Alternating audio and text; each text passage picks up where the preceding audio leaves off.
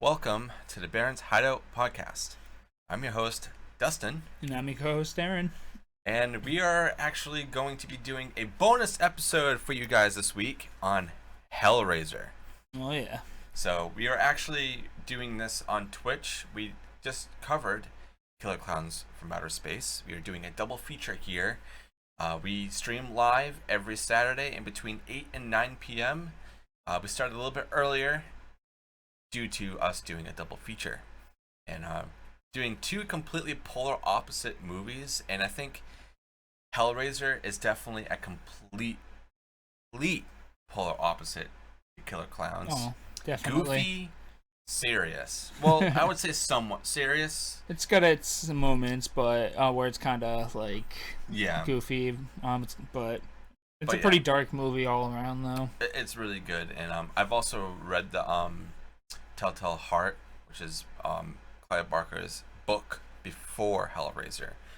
But before we jump into that, I want to go over some of our socials as usual and where you guys can find us and other things that we enjoy for you guys to go and check out.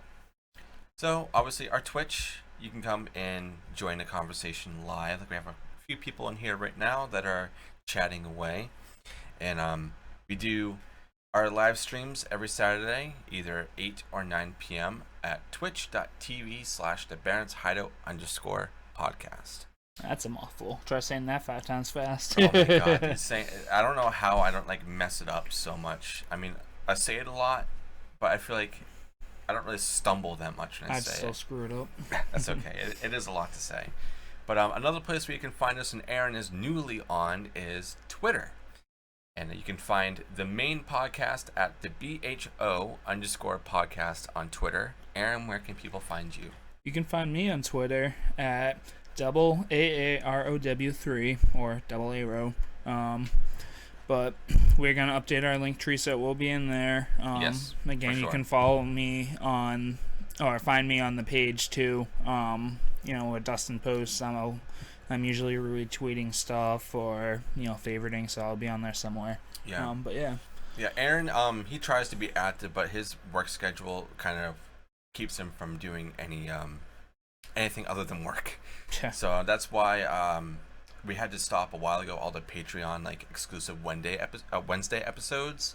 Is because his work is like, hey, you want to work 60 hours a week? Here you go, which is absolutely nuts. I mean, it seems like it's kind of calming down a little bit now that you're getting more people, right? So let's all give Aaron some thanks and say keep it on, boy, because he's slaying away in the kitchen all the time, and he's also doing this on his free time.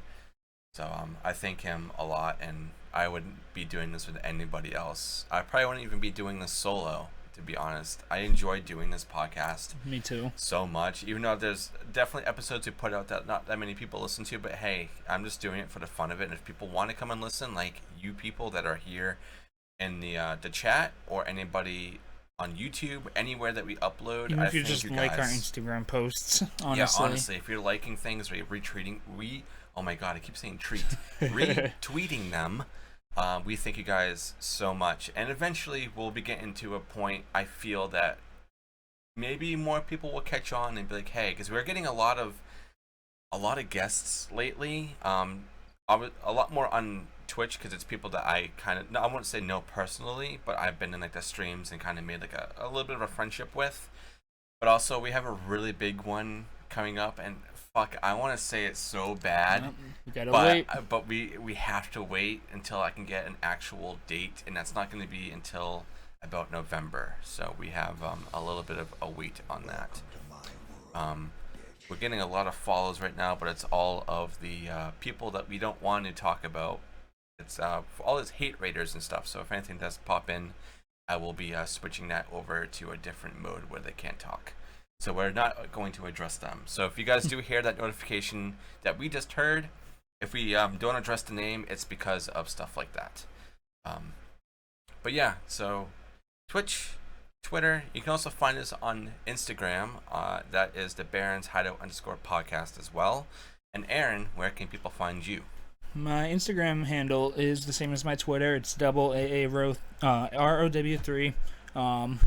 I'm usually mostly active on there. I'm working on Twitter still, but I've been posting on my stories a lot, pictures of my cats, etc. So Yes. give me a follow there and on my Twitter. Yes. And I try to at least tag Aaron in almost all the posts, so that way if people want to know Yeah, I do the where same he too is, whenever I do post on my Twitter tag. you guys can everybody. go and find him. But probably either later tonight or tomorrow, I'm going to be adding his new updated stuff over onto the link tree so people can find him. Another place you guys can find us if you want to watch these that aren't on Twitch, you can find us on YouTube, and that is just the Baron's Hideout _ podcast. Unfortunately, what I did for Twitch, just to kind of keep things a little bit more consistent and more trackable for us on number wise, is after these VODs are up, I unfortunately made it so it's subscriber only. So if you guys don't want to have to pay the $5.99 a month to subscribe to us, I'm giving you guys the option on YouTube to go and watch the stuff for free, and you guys can talk openly and like it and share it and whatnot. So we're giving you guys so many options. I don't want to make it seem like if you want to support us or anything you have to give us money, because that's not the case. You guys just liking, retweeting, sharing, even popping in for a second, give us a follow over here on Twitch means so much to us. And if you do want to support us, the best way to do that is to go over on Patreon and pledge $1 a month, and you get early access to audio and video for all of these episodes that are coming out. You guys get them one day early. So if you want to find us on Patreon, it's just the Baron's Hideout _ podcast. And that, I feel, is the best way to support us if you want to help us improve things. Give us some feedback. Yep. And then another way to even further support us, if you guys want to show the world our podcast, is go over to our Teespring, and that's just the Baron's Hideout _ podcast, like everything else. And I just recently added the new logo on some shirts. I'm going to add them onto some tumblers. There's a new hat option that I really like, and maybe a wall flag, because I want to get a wall flag and maybe put it up here somewhere. Maybe cool. Not on screen, but like off screen. But I'm also going to be getting Aaron and I a couple of the shirts so we can go in and show you those. I'm trying to think, is there anything else that we need to say? Liquid Death. Yes. Make sure you guys are we're not sponsored by them at all, but if there's one day that we stumble across that would be really, really cool. Go murder your thirst with some Liquid Death. And also, I am wearing, from our last episode, you guys can't see it that well because of the lighting in here right now, is the Killer Clowns from Outer Space shirt from Cavity Colors. And I'm also wearing Reanimator joggers from Cavity Colors that are absolutely great. They're a really good horror clothing company that I love. And Aaron, I think, also has a sweatshirt from them, or is it Fright Rags? I think it's...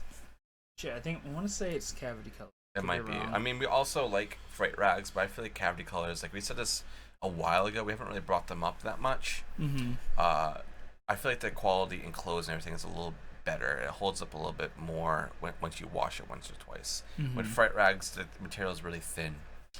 But that's pretty much all that I have on socials. Is there anything you want to add from anything that has been exciting you lately? Anything that you've been trying out that you want other people to try out? Or anything like that? Even if it's not horror related? Honestly, not that I can think of. Oh man, a few words, you know. But, yeah. Other than Liquid Death, though, honestly, just support this company. They're great. Their initiative, their whole marketing campaign is amazing. Yep. And we also sold our souls to them, so. Yeah, you can sell your soul if you'd like. Yeah, and you can get a free case of water once you do it. So, it's really, really, really cool. One last thing, I guess, is I mentioned it in the last episode, but I'll say it again here for everybody else, is October 16th, we are going to be having another guest on by the name of LK Drums on Twitch. He's Logan Kennedy. Used to be Logan on Drums, but now it's LK Drums. And he's going to be coming on to be part of our Halloween series when we're covering all the Halloween movies. So he's going to be for the 1978 version. We're going to go and kind of break down some scenes, probably not the whole movie, since we've already covered it previously.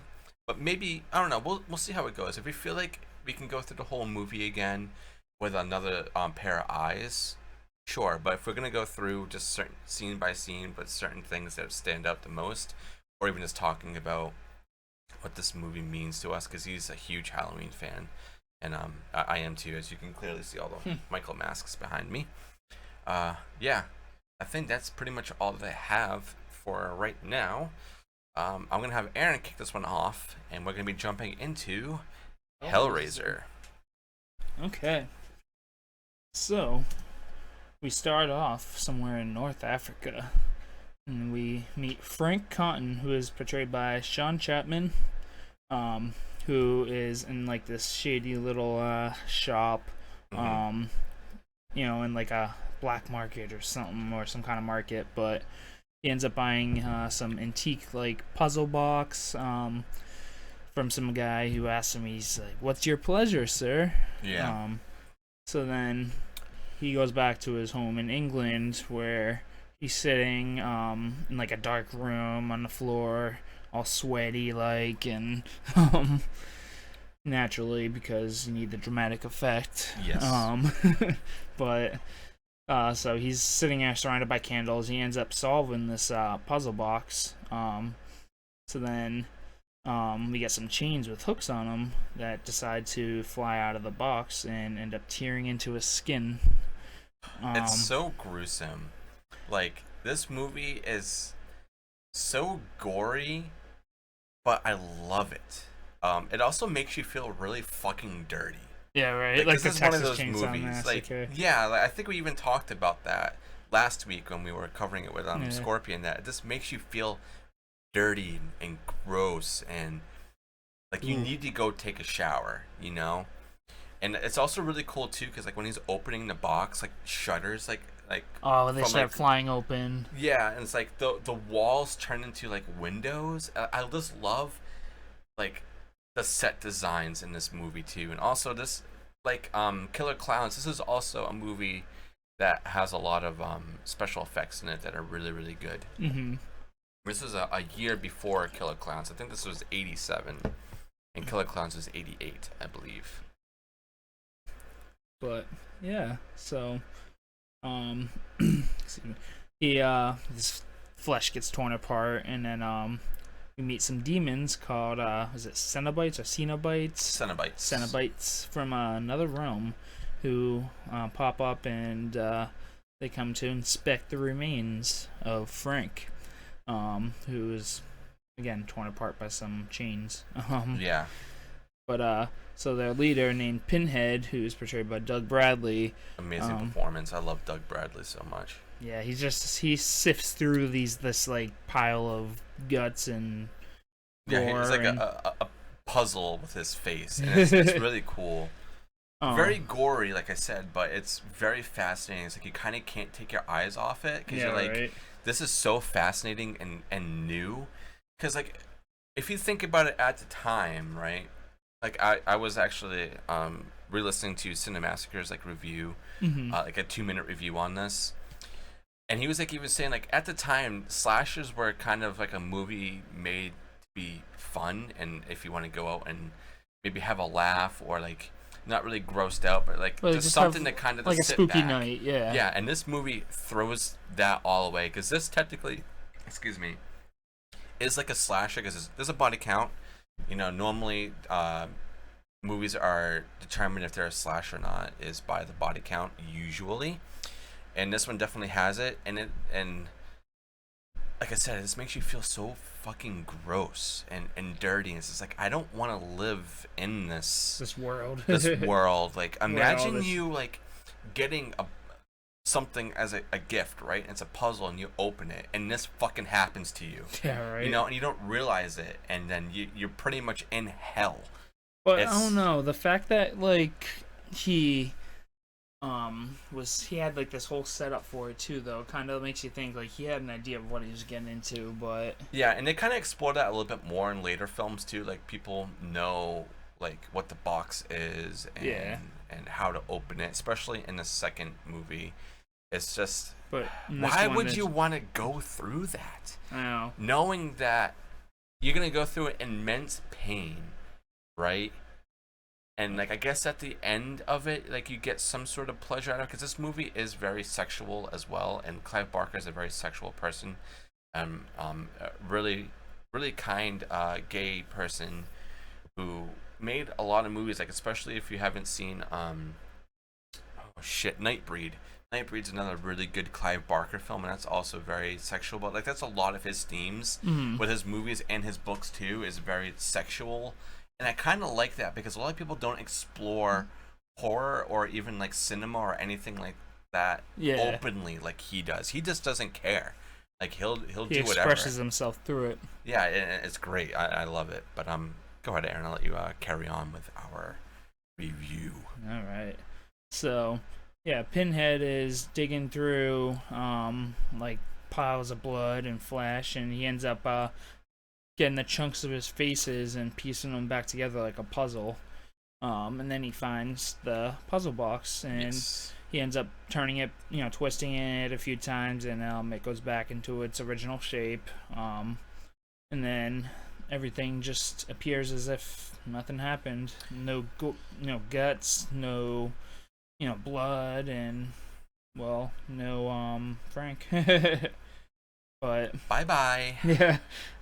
So, Frank's brother, Larry Cotton, who's played by Andrew Robinson, he eventually ends up moving into the same abandoned house. Yeah. Which him and his brother grew up in, with his second wife, Julia. Fuck her, dude.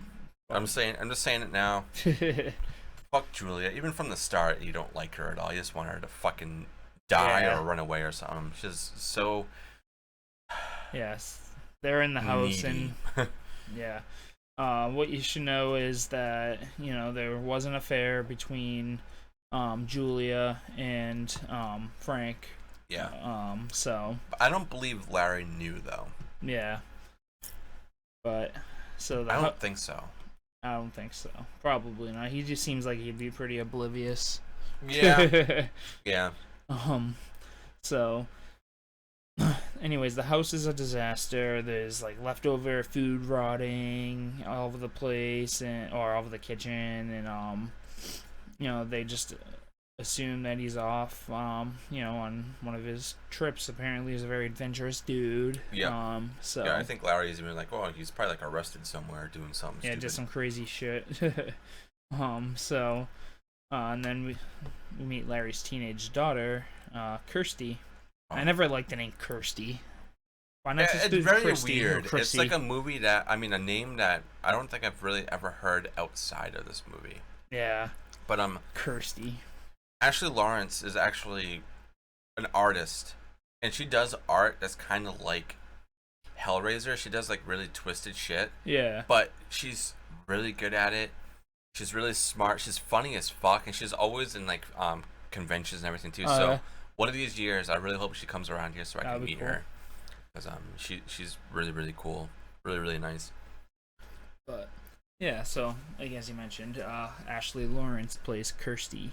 But she decides not to live with her stepmother, and then she ends up moving into her own place. But they're at the house, moving in, and Larry ends up cutting his hand on a nail while he's moving a mattress by himself. He sees the blood and ends up, getting all woozy, and I'm glad I'm not like that with blood. I cut myself on a weekly basis at work. I know, but like the amount of blood that he did from like trying to move the stuff upstairs with the movers and everything, is a lot. That's true. And like, I'm trying to think, if I were to cut myself the way that he did, would I be bleeding that much? Maybe, because it was very deep and long, so maybe they're pretty accurate with the blood on that. Yeah. First time I watched it though, I was kind of, I'm not sure. But I think actually like really thinking about it and like rewatching this movie again, maybe it's an accurate representation of a cut like that. That looked like a jar of weed right there. Not gonna lie, when I zoomed in on it. I wouldn't be surprised if there was some.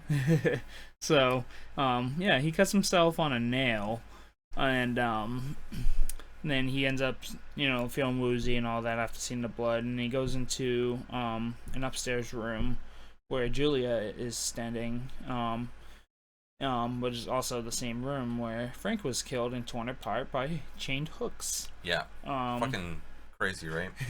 Yeah. So knowing that, I would not want to live in this house. I know, right? Knowing it. Oh, I don't think they know at this point, but yeah, just knowing your brother's potentially dead, though, why would you want to live in a house where? I mean, I'd be sad and everything, but also kind of like want to wonder, like, how did he die? Yeah, exactly. Because like, what? If the room was like how it was like left with like blood and shit everywhere, and the police saw that, how would they describe that? Did he just like combust? Like he just combusted. Sorry, your brother. Imploded. Yeah, he just like blew up. I'm sorry. There's just shreds of skin everywhere, and yeah, it is brutal to watch though. But anyways, Larry's blood ends up getting onto the floor, and as they leave the attic, Larry's blood is sucked through the floorboards. Yeah, that's a really cool shot. Where Frank's remains were hidden. So then we got Julia and Kirsty, who take Larry to the ER to have his hand stitched up. And Frank uses Larry's blood as nourishment. Meanwhile, while he's at the hospital, and this scene's gross. Yeah. And he had, he partially, he starts to regenerate and form back a little bit. But not much. But newly reborn Frank rises and emits a sustained shriek of pain. Yeah, it's really gross. Like the amount of detail that they went in with the gore and everything. It's crazy because it starts out with his heart beating. Yep. And then it's his chest, and then we get these tentacle things. Just knowing that's what it looks like in the inside of you, it's attached to your brain from your spine. It sticks into the brain. And then you see the livers and everything kind of growing inside him. And then we get his face, and he just has a really gross shriek, and it's just it makes you feel so dirty.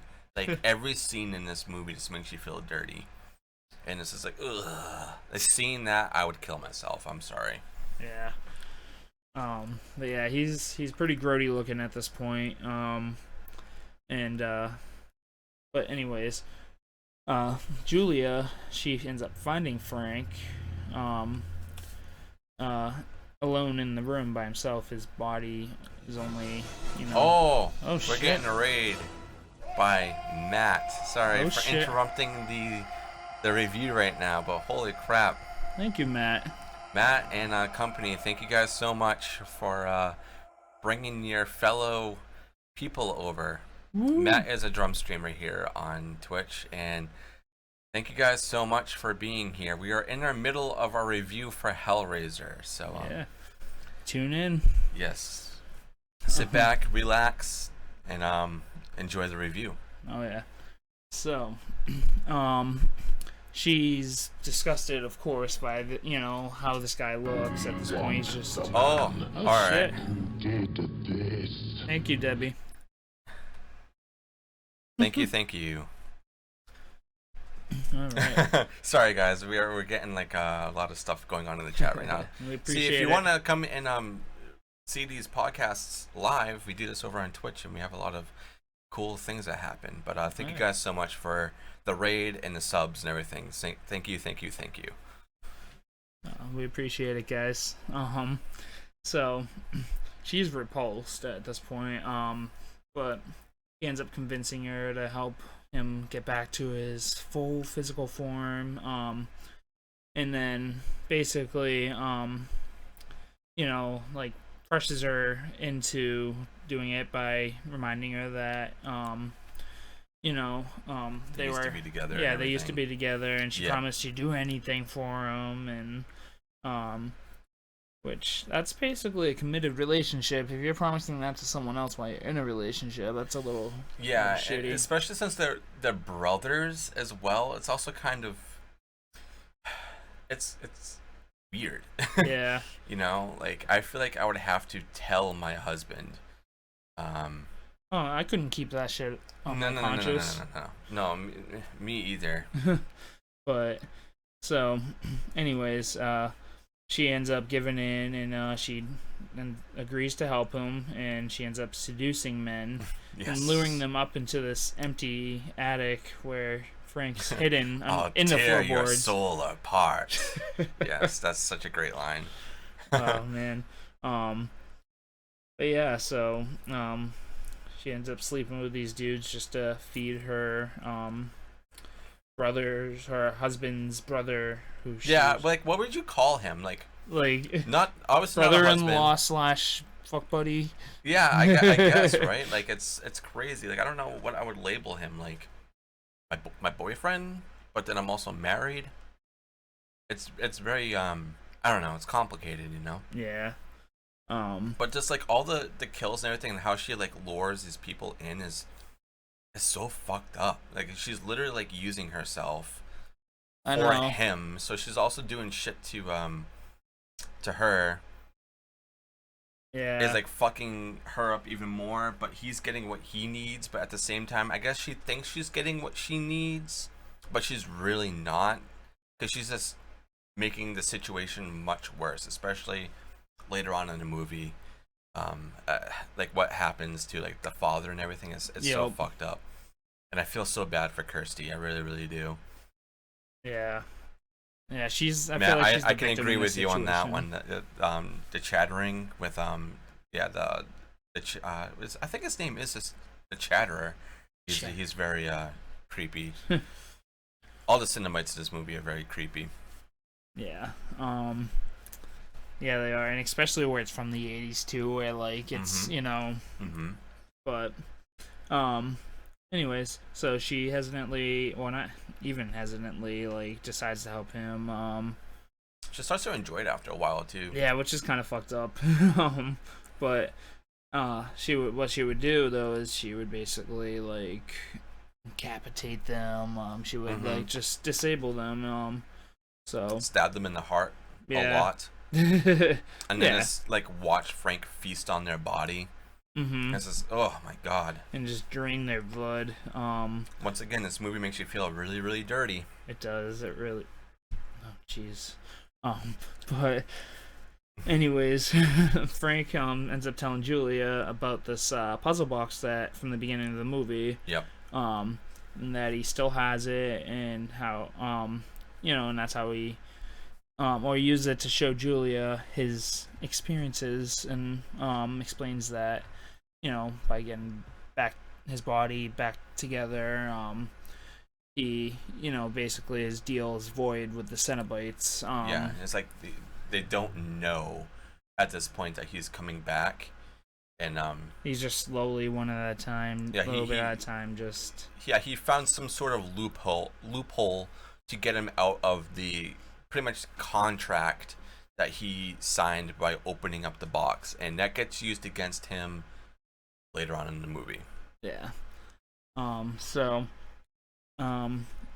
basically, though, his end goal is, or what he promises her, is that once he's fully back together and Yeah. normal, he's gonna run off with her, before the Cenobites can find him and kill him or Yep. do what they do. Good luck with that, pal. He ain't gonna outrun him. But so Kirsty, she already doesn't like Julia. She knows something's up. And she ends up seeing her, bringing home some random dude, Yeah. and then she decides to sneak around and investigate. That's all right. I don't want to work tomorrow either, so I can relate to that one, man. But thank you so much for being here. I really do appreciate it, guys. Thank you. Yeah, so we come up to the attic, where Julia beats this man to death, and lets Frank just feast on his blood. And Yeah, and Kirsty's like in the building right now too, like not really knowing what's happening, but when she goes to the attic and like sees it and like finds like all this shit going on and like the dead bodies. Oh my Yep. god, yeah. so I would not be coming back from that, man. No, right? But yeah, so she ends up going up to the attic, not knowing what's going on, and then the bloody man ends up stumbling out, followed by a skinless Frank, who decides to confront her. And before he can grab her, have a good one. Have a great night. have a good night. But yeah, sorry. He ends up leaving the attic, and then before he can grab her, she ends up picking up the puzzle box as a weapon. And then when she realizes what she has, she throws it out the window to keep it from him, and she ends up escaping from the house. Yeah, because Frank's like, no, give me that right now. Because if you open that, I'm fucked. You're gonna be fucked because you opened up the box. So, like, I guess in either way, you're messed up, you know. Thank you for the follow. Thank you.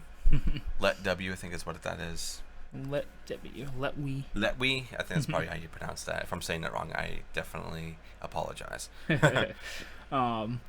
Yeah. So, anyway, she runs off. She grabs the box on her way out, and runs down the street. And I think she go to like stay at a different place too. I think she's like, I'm not staying at this house anymore. Yeah. Or is that already happening with her? Like, yeah, that was in the house? beginning, I think, because she didn't want to live with her stepmom, so she's like, I'm gonna get my own place. And then he wakes up in the hospital. Oh yeah, okay, this is coming to me now. I've seen this movie a lot, but now like, this is the part of the movie where I get a little fuzzy because there's a lot of weird shit that happens. Mm-hmm. And excuse me.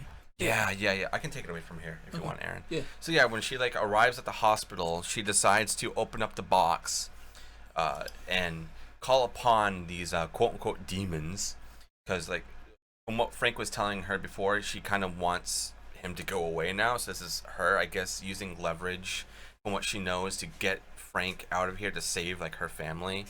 Because obviously at this point she knows like nothing good is gonna happen. Like she's worried about her father especially. Yeah. Because like he's with Julia, who's awful. Like if you like Julia, I don't like you. She's awful. So yeah, she opens up the box, calls them, and I think she starts getting chased by like a monster before she even like gets in touch with the Cenobites at first. Mm-hmm. And this thing is like really creepy looking too, and she's like running down the halls, and then she eventually gets to like this little area where like we see all the other Cenobites come on. We got like the Chatterer, we got the girl with like the open the neck.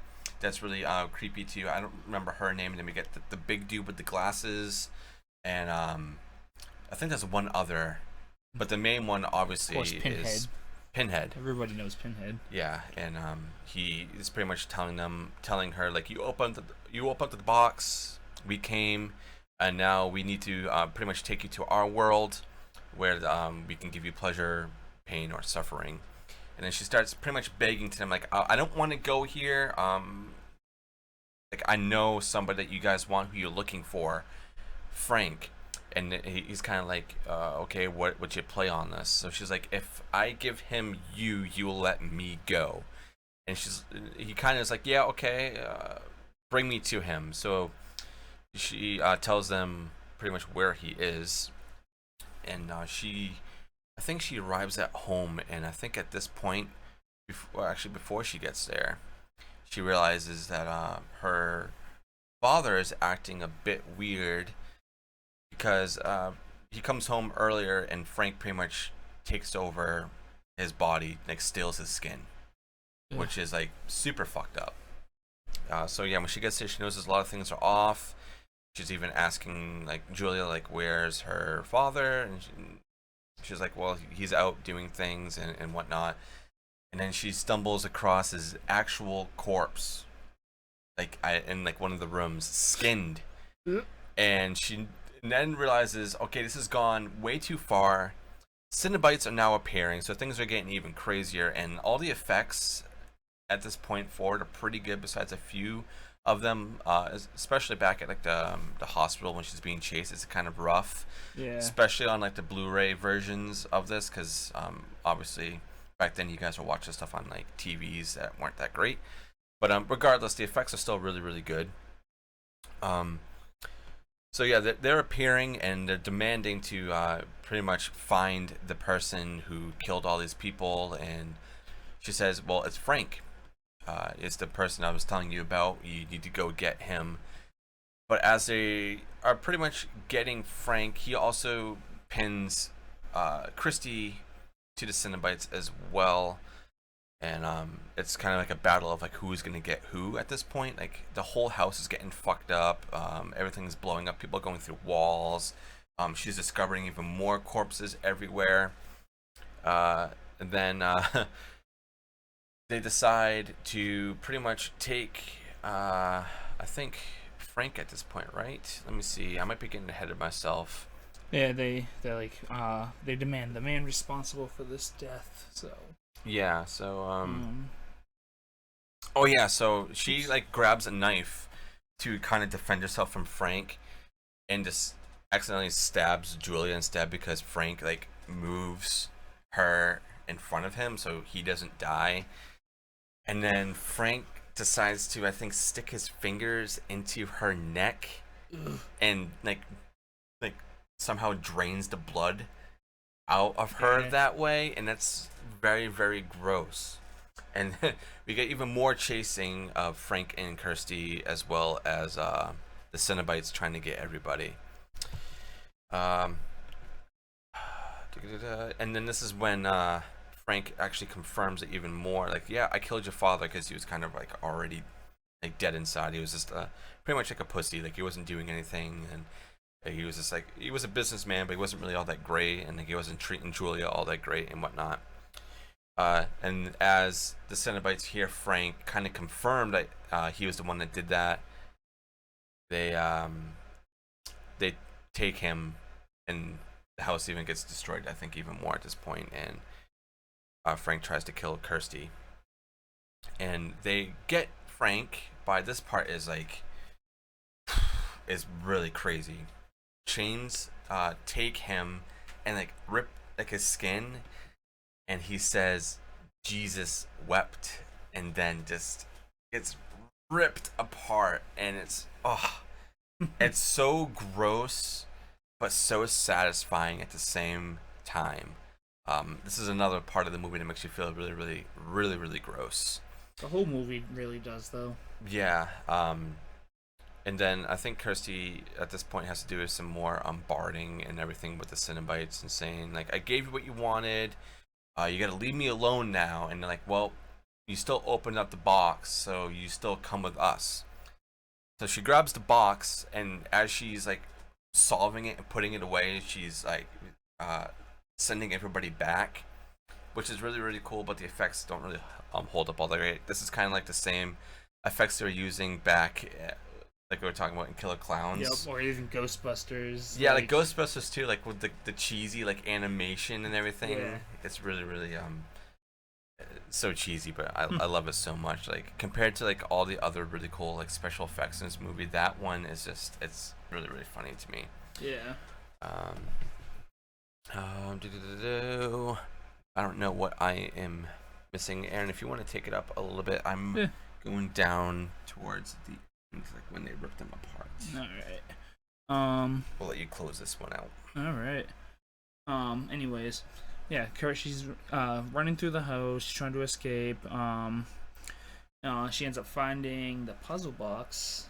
Yeah. Is that right where you left off? Basically? Yeah, when she's like sending them all back. Yeah, she's trying to send them all back. And she ends up finding the puzzle, the puzzle box. It's like in the hands of Julia's body, which is like chained to a mattress. But anyways, her boyfriend Steve arrives just as she. Oh, Steve! I forgot about him. Was he even like introduced at all? I don't think he is. I think he makes the one appearance. Yeah. That's why we didn't even bring him up, because I totally forgot that she even had a boyfriend in this. I mean, I think it's a little bit more prominent in the second one, but not so much in this one. Yeah. Yeah. So yeah, he arrives just in time, and as she's like closing the box to get rid of all the Cenobites, And right before they leave the house, the box changes itself back, and the monster that she was running away from in the hospital comes out of nowhere. Oh yeah, the return. Yeah, the return. She manages to banish him back to his world and escapes with Steve. So he's like some like so common name of people in movies, like Steve or like Tom. Yeah, right. Or like Dave. Like even in the last one, it's like Paul, Rich, Mike, Dave. Just average Joe names. Yeah. But yeah, so and then they end up banishing the monster back to his realm, and afterwards she tries to destroy the box by burning it in a fire. Like that's gonna work. Yeah. But then was it the strange vagrant? Terrible words. I think it's vagrant, yeah. Vagrant comes up and picks it up out of the flames. Yeah, it was the dude that I think sold the box to Frank in the beginning. Oh, okay. So it's kind of all tied in. It's either him or like somebody else who kind of knows like what the box is. It's like, I'm gonna use this as profit. I'm gonna use it as leverage on somebody. Yeah, and then someone's going to die. But yeah, so that dude comes back, he pulls out of the flames, and then as he's getting just destroyed by flames, he transforms into like this winged like skeleton demon that ends up flying away into the night. And then in the final scene of the movie, you see the box, which is in the hands of this dude, who originally sold it to Frank, asking another customer, "What's your pleasure, sir?" Yeah. So this movie it's pretty straightforward.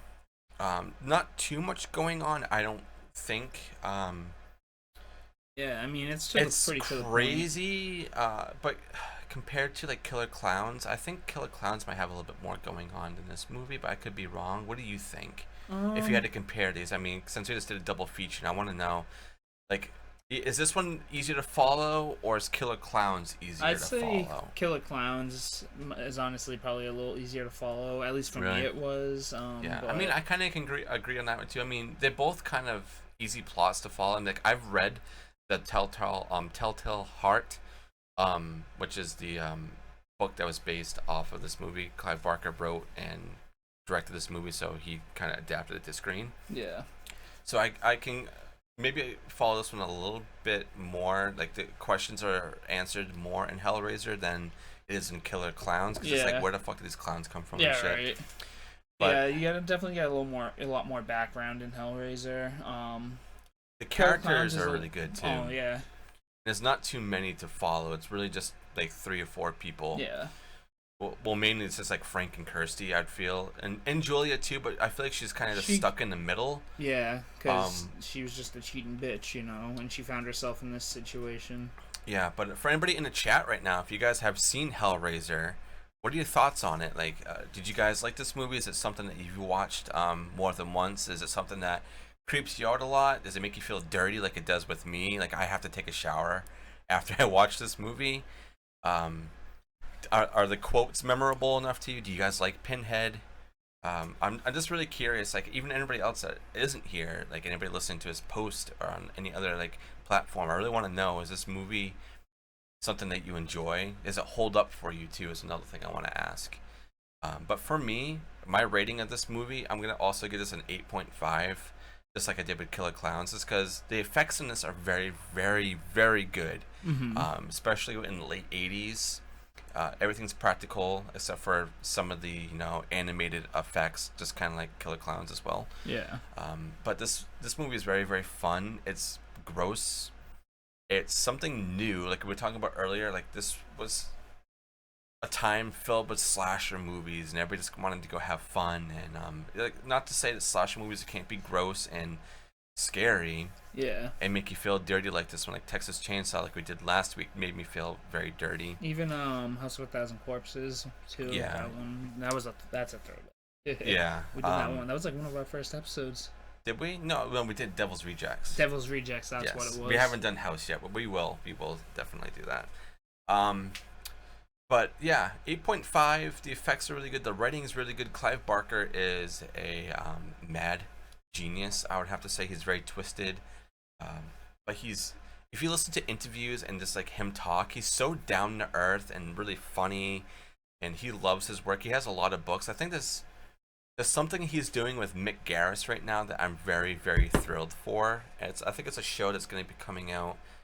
I think it's going to be released in. I think it's going on Netflix, but I could be wrong. But I don't remember the name of it, but it's something that Clive Barker has been working on a while, and a lot of studios shut down. But he's going with Mick Garris to get it done. So I'm really excited for that. But Aaron, what would you rate this movie? So out of blood splatters, I'd probably give it a 9. Oh, a 9. You're gonna go 5.5 higher, above. yeah. Okay. Like I said, I've seen this one a few times. And I was just kind of like doing a quick watch while we did this too, if you didn't notice. But I forgot, like you said, like it does such a good job making you like feel gross, but it's like very detail oriented. And it just gives you that like almost like you're like that you're experiencing it. You know, like when you see the skin shredding, it's like ooh.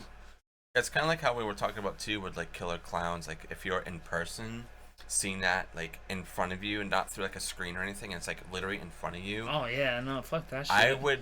I'd either kill myself, or I would have to scrub myself down so hard, especially watching Frank come back with like him growing. It reminds me of that scene in Martyrs. She's Martyrs, just, like, peeled, yeah. Oh god, that's another movie that you guys need to go listen to our review on, is Martyrs. Oh my god, that's a tough movie, dude. But what's our budget and all that good stuff? So this budget was from the UK. So 1 million euros, which wow. I don't know what that translates to in US currency. I think that's worth more, right? I think it's or like less. 3 million, 4 million. I think I could be wrong. US dollars. I'm not really good with like converting other currencies. But yeah, the movie's an hour and a half long, a little over an hour and a half. But it's a good one. I really enjoyed it every time I've watched it. You know. What's the how much did it make? I don't think we looked at that. Opening weekend, and I don't think it had it on the last one. Oh, okay. But opening weekend in U.S. and Canada, this is September 20th, 1987. $4,453,232. Okay, so like 4.5 million. Wow. And I'm sure they're still making money off of it today. You know? I'm and sure. Plus all the sequels and and it's like on all the streaming services too. Like if you guys want to watch this and you're trying to find a place to watch it, Shudder is the best place to go. Yeah. Pretty much all of our movies that we review on here, besides a select few, or it's either because they were taken off right before we did the review, or they just haven't gotten the rights to, is all on Shudder. And this subscription's like $6 a month, and you get so much stuff. Like right now, which I'm surprised if you do have Shudder, you guys aren't watching it, is Elvira is doing her 40th anniversary right now, and I'm going to be hopping on Shudder after this and watching that. So if you're watching us instead of that, then thank you. Yeah, thank you. And another really good thing, I don't know if you guys know, we should have talked about this at the top of the show, was Elvira, after 19 years of pretty much silence, she came out as being with pretty much being gay. She's been in a female relationship for 19 years. That's crazy. She just came out because her memoir came out, and it's actually being shipped. I should be getting it soon. I want to read it, and she talks about it. So she came out after 19 years, dude. Good for her, though. Yeah, like congrats. And like she was even saying that the reason why she didn't come out earlier is because she thought that it was gonna like ruin her career, but no. This day and age, people are so a lot supportive, more accepting, you know. And and there's nothing to do. I feel like you shouldn't have to feel like you hide yourself. And it's fucking Cassandra Peterson, you know, like she's great. But good for her, man. Yeah. Good for her. Yeah. Is there anything that you want to add to this? Is there anything we're missing, like Rotten Tomatoes? Oh, Rotten Tomatoes, yes. That's one thing that sometimes we skip, is Rotten Tomatoes. Hellraiser. Let's raise some hell. I feel like this is probably highly rated. I don't look at the Rotten Tomatoes prior to reviews because I want to be surprised. Ooh. Oh, what? Wow. Okay. Wow. So the tomato meter out of 50 reviews is 72%. So that's the critics score. Yeah. Which is pretty good. And then audience score is also sitting at 72%. That's very rare that the audience and the critics are both Agree. aligned. Yeah, like, right? And that's with 50,000, over 50,000. I'm surprised this isn't certified fresh. Oh, yeah. I would have. Yeah. I think it holds movie. up, you know? I think all the actors in this movie, whether it was like a big role or not, steal the show, especially when Doug Bradley comes on. Like, he's just so menacing, and his voice, like how they like, obviously they did some editing and stuff to his voice to make it sound more deep and like scary. Yeah, is great. It's a normal part of the movie making process, though. I feel like. Yeah, I love this movie a lot. It's definitely one that I've watched a ton. Seeing it, I think the first time I saw this was when I was about 12 or 13. Scared the absolute shit out of me. I don't know. Maybe I watched it during, like, you know how AMC does like those like Halloween like movies throughout all of October. Yeah. I think that's where I watched that originally, and it's definitely scared the hell out of me. Like, Pinhead scared me, I think, more than like Michael and Freddy, just because his look and everything. Oh yeah. And also like what he was doing to people with chains and stuff. Mhm. Ugh. Yeah. Oh, he's definitely more terrifying. Yeah. Like, just the the imagination that goes into it, I feel like, you know. Yeah. But if you haven't seen this movie, go watch it. Like, yeah. there's so many movies that I find out that people like around our age groups I've never seen. Yeah, and do like horror movies, but have never seen like classic ones, or like never seen like Texas Chainsaw or like Halloween or you know, Friday the 13th or anything like that. It's just like, how are you a fan of horror and never seen like classic slashers, you know? But I like everybody's got to start somewhere, though, you know. But I've also had a lot of people who come on here who haven't liked horror, and they're like, I'm gonna go and watch this now because it sounds really interesting. You know, like last week we reignited Scorpion's love for horror, you know. Yeah, that feels really good, guys. So if you guys do listen to our show or anything, and we like reignite a flame about something, a certain movie or just a genre of horror in general, that makes me feel really good, and that's like way better than like money or anything. It's just like letting you realize that you love something. The fact that you can benefit from our, like, you know, what we enjoy doing, you know. Yeah. And for anybody who's still in the chat right now, thank you guys so much for hanging out with us. We can hang out for a couple more minutes. Our review is pretty much over. This ending part I won't be including into the podcast. So if you guys have any questions or comments or concerns, or any movies you guys would like us to cover, or if you guys want to know where you can find all of our podcasts, if you just do !podcast in the chat and you want to listen to all of our other episodes, go ahead and do that. I should give you the link to our link tree, because we're on Spotify, Apple, Google. I upload all the stuff to YouTube after. It is on Twitch, but just to the sake of seeing the numbers a little bit clearer on Twitch, if you guys do want to watch the VODs, I actually have it locked behind subscribers, and I'm sorry about that. But if you do want to support the show, that's one way you can do it. But I would suggest going and pledging $1 on Patreon to get them all a day early. That's my recommendation. Yes, that supports that supports us the most, and you get them a day early. This will be uploaded on Sunday for Patreons and on Monday for everybody else. But did you enjoy this movie, Aaron? Oh, I love it. Like I said, I've loved it every time I've watched it. I've only seen it like a handful of times, but like, you know, I've liked it every time.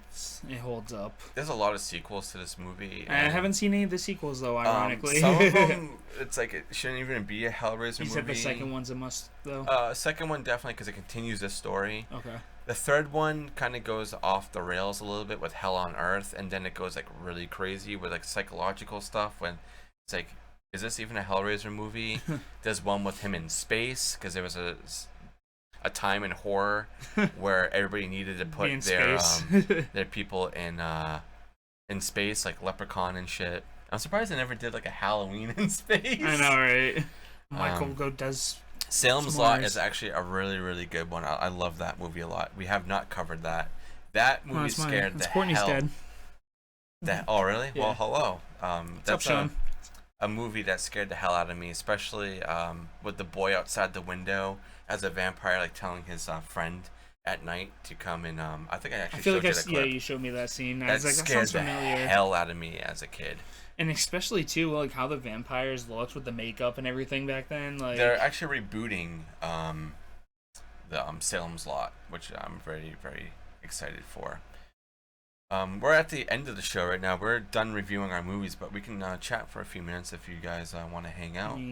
I guess like questions, concerns, comments, recommendations. It doesn't have to be horror related. It could be anything that's going on in you guys' lives or anything.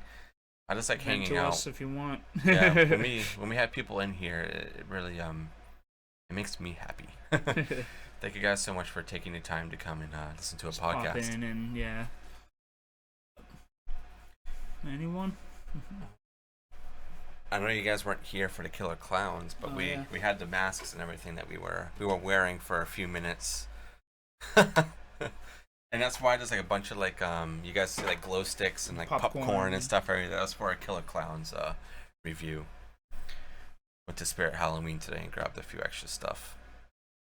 But for next week, I believe, are we doing another double feature next week? I think so, yeah.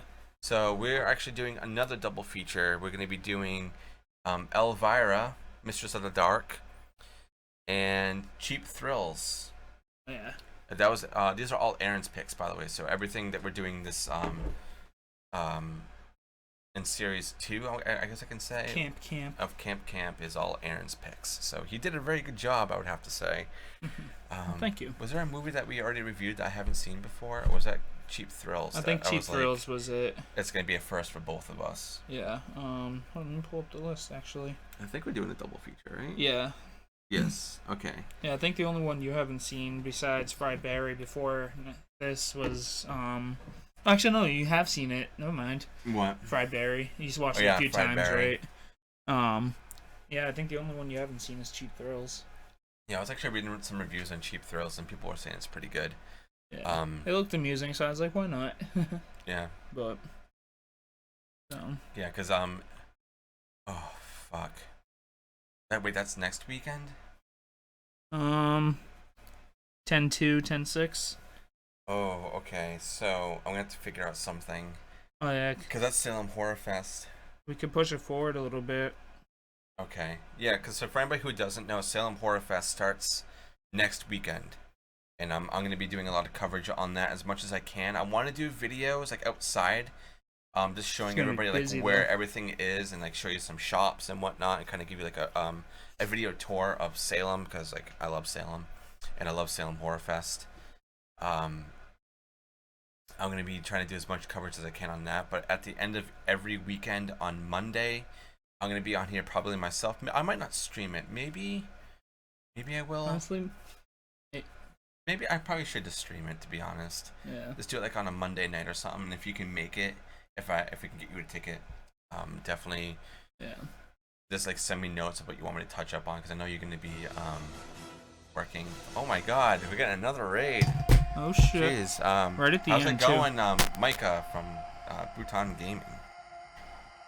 Thank you guys so much for coming and spending some quality time with the Baron's Hideout podcast. So yeah, Cheap Thrills and Elvira. Elvira will be released probably the week after, right? After we do Cheap Thrills. Yeah, I guess I'll have to figure it out. I'll let everybody know like what's going on. Oh, I can't either. We're gonna be seeing that pretty much on release day on Halloween Kills. I'm waiting for the tickets to come out. I haven't watched any other trailers. We watched the first one, and we did a review on that. I'm not watching any other trailers because I want to be surprised. I feel like the first one already kind of gave away too much. I feel like, but it does look really good. I can't wait to see it. Yeah, it's gonna be. Is it gonna be an end for the trilogy, or is it just gonna keep going? Someone put up a poll the other day. It's like, who do you think is gonna die? And I honestly put Lori. But the more that I'm thinking about it, I don't think Lori can die because it's kind of like yin and yang. Because like without Lori, you know what's Michael motivated by? Yeah. Like I think everybody else is gonna die besides them. I think the last movie is gonna be literally them a standoff. Yeah, because at this point in her life, all she's focused on is just destroying Michael because he fucked up her life, you know. So it's just gonna. I feel like it's gonna be. I hope it not, but like feel like they might try and turn into like this actiony like Freddy versus Jason shit. But I really hope not. I know it's supposed to have a lot of kills, like more than we even saw in the trailer. It's supposed to be like 50 to 60 something kills. So it's gonna be absolutely nuts. But I cannot wait for it. Yeah, no, I'm excited regardless though. But yeah. There's a lot of good stuff coming out. Like this. We still got to watch Candyman. Actually, a buddy of mine said he didn't really like it. How they got kind of like political with it and like, but yeah, it's on streaming services now. So, I think so. We can probably rent it or something. Watch that, yeah. And we will probably do a review on that at some point. But like these last 2 months have been super duper crazy. Especially since it's around Halloween time. It's everybody's busy time that's doing like podcasts and stuff. But coming November, it's still going to be a little busy because we're going to be, I think I can say it now, is a podcast that I listen to pretty frequently called The House That Screams. They're inviting us on their podcast to do a review of The Prince of Darkness, which is a John Carpenter film. Aaron, I don't think you've ever seen it, but I'm pretty sure it's on... I think it's on Shudder. It's either Shudder or Netflix. Prince of Darkness, yeah, I've not I think seen that's it. November 18th is when we're going on that. The House That Screams. The House That Screams. I listened to a couple of their episodes. It's very chaotic. There's a lot of people on that podcast. Imagine having 5 or 6 people every episode. Oh, I know. It's cool because they have a lot of reviews and stuff on all the movies they're doing, and everybody has like different takes. Opinions, yeah. But damn, jamming that into like a 2-hour podcast is crazy, you know? Yeah. Like our podcast range from like an hour to like an hour and 20 minutes, I feel. Mm-hmm. Unless we're doing our double features, but then we split it into 2 episodes, you know? Yeah. But yeah. No, it's going to be a good time, though. I can't wait. Yeah. And then, like I said, there's another guest that's going to be coming on. I want to say so fucking bad. I really do. Once we have a definite date and everything, I will let you guys know. There's a couple other people I reached out to that I don't know if it's going to go through right now. We were supposed to maybe get the director of Fried Barry on. He hasn't gotten back to me yet. I really wanted to do that one with the DVD release of Fried Barry, which is October 5th. So that's coming up soon. Listen to that review as well. Like all of our podcasts have been pretty interesting. I think they're getting better and better every time. We definitely improve each time. I feel like I went back and like listened to like our first episode and kind of like skimmed through all the episodes up until now. And that's just, what like, I've been doing. Like the audio quality has been so much better since we got these new mics and everything. Hopefully everything sounds good in your guys' end as well. There's a new series that just came out by Mike Flanagan. I don't know if you guys know who he is, but he did like all like the Haunting on like Hill House and stuff like that on Netflix. He just came out with Midnight Mass, which I need to watch. And is that on Shudder too? That's a Netflix original. Oh, okay. And oh my god, Elvira is just blowing up my phone.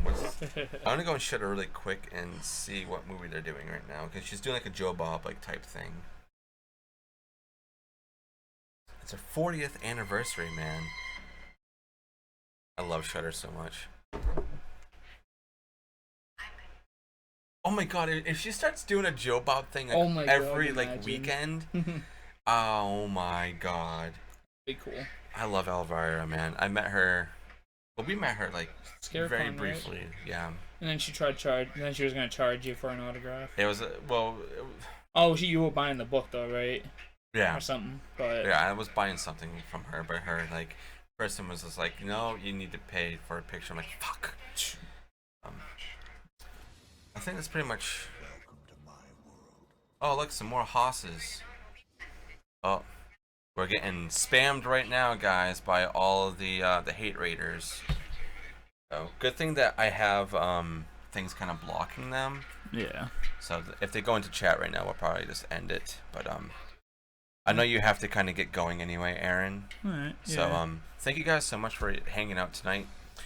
For anybody who did come in during our Hellraiser review, I appreciate it. If you guys want to listen to Killer Clowns.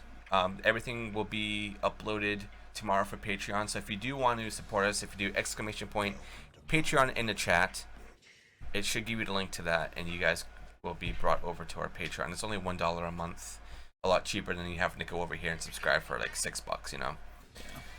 But thank you guys so much for hanging out with us. This was the Baron's Hideout podcast. I was your host, Dustin. And I was your co-host, Aaron. And we'll see you guys next weekend. Well, maybe I'll let you guys know on socials when I'm actually going to be on, because Salem Horror Fest starts next weekend. It'll be on our main page, and then once he gives me the up-to-date information, I'll also post it on there. And my brand new Twitter. Yes, brand new Twitter. So thank you guys Follow so me. much. I'm not going to go and do any raids right now just because we have to kind of get going. But thank you guys so much for being here. And we will see you guys next time. Thank you guys. Have a good one. Stay spooky. Peace. If you dare. But thank you guys so much for hanging out with us. This was the Baron's Hideout podcast. I was your host, Dustin. And I was your co-host, Aaron. And we'll see you guys next weekend. Well, maybe I'll let you guys know on socials when I'm actually going to be on, because Salem Horror Fest starts next weekend. It'll be on our main page, and then once he gives me the up-to-date information, I'll also post it on there. And my brand new Twitter. Yes, brand new Twitter. So thank you guys so Follow me. much.